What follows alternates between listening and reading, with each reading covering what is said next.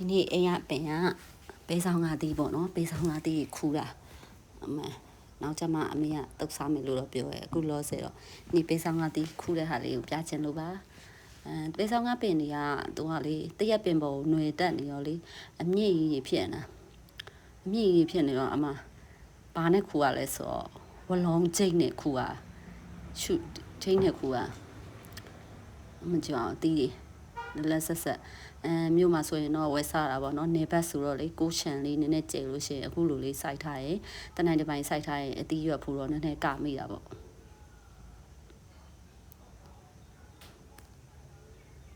အပင်အတီးတွေကဟိုးအမြင့်ကြီးတွေကိုရအောင်လား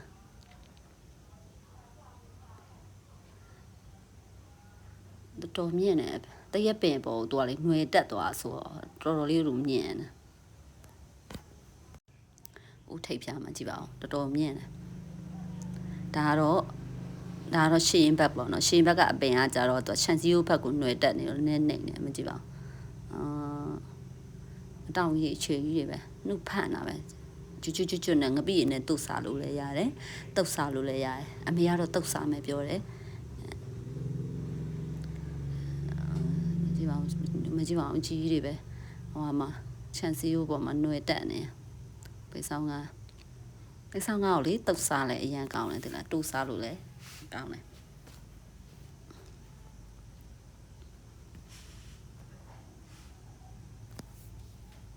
ပေးဆောင်ကတီး